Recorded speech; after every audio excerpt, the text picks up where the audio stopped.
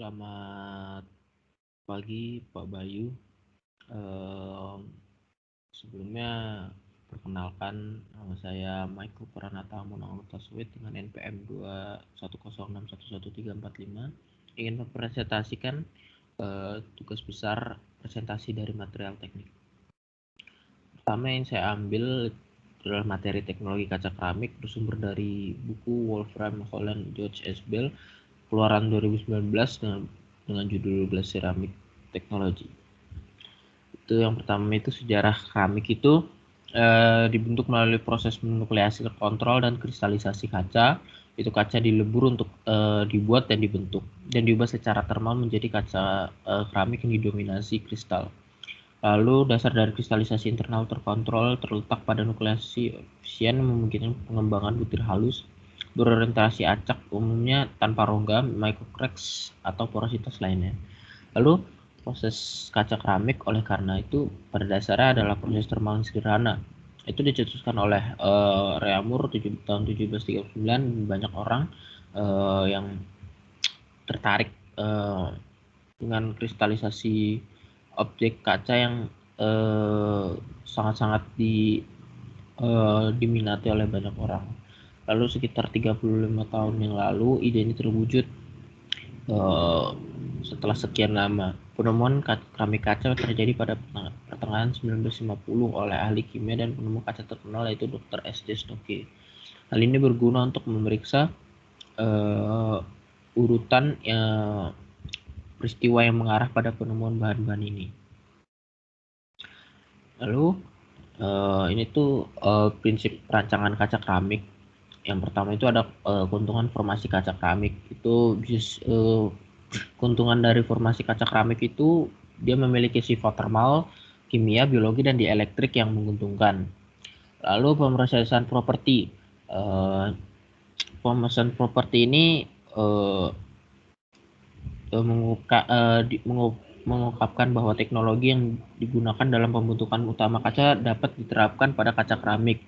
Itu oleh karena itu gelas curah diproduksi dengan menggulung, menekan casting, spin casting, atau dengan meniup peleburan kaca.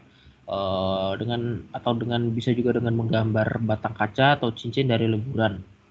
Lalu sifat kimia dari kaca keramik itu mulai dari resolvabilitas, lalu daya tahan kimia itu hingga daya tahan kimia yang dapat dikontrol sesuai dengan sifat kristal, fase kaca, atau sifat antar muka, antar kristal, dan fase kaca.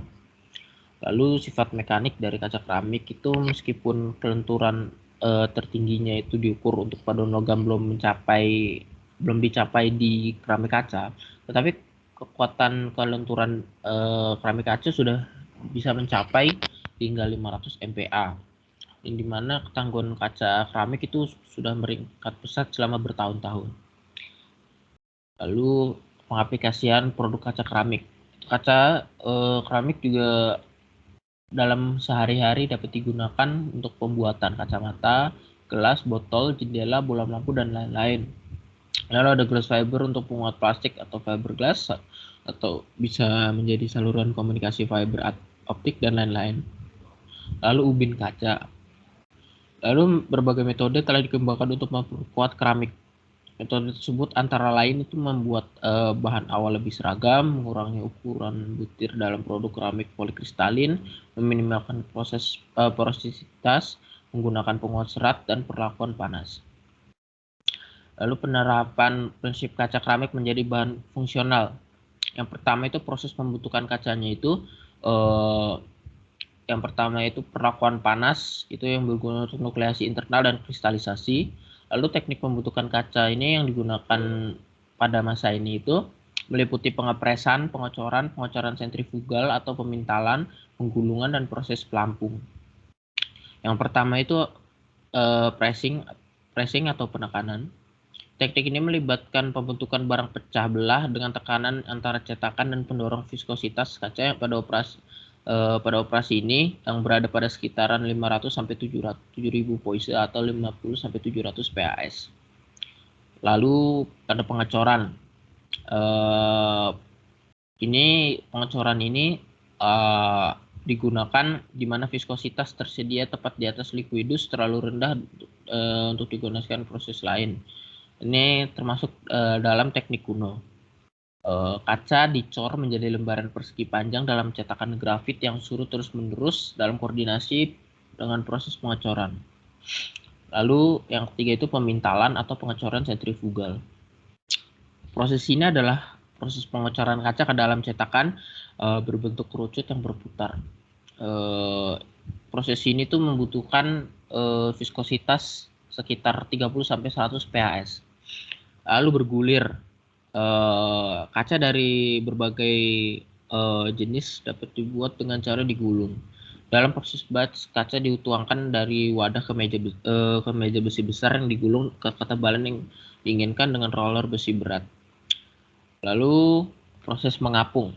Proses pelampung atau Pilkington didominasi oleh pembuatan kaca. Proses ini melibatkan kaca bergulir dari perapian yang masih lunak, mengambang di atas bak cair dari paduan timah. Lalu kaca yang cukup panas dari permukaan bawah ditentukan oleh rendaman logam, sedangkan yang kaca yang dari permukaan atas dikembangkan oleh gravitasi. Lalu yang keenam itu pembentukan langsung atau reformasi kaca keramik. Kaca keramik dapat direformasi dalam keadaan kristal.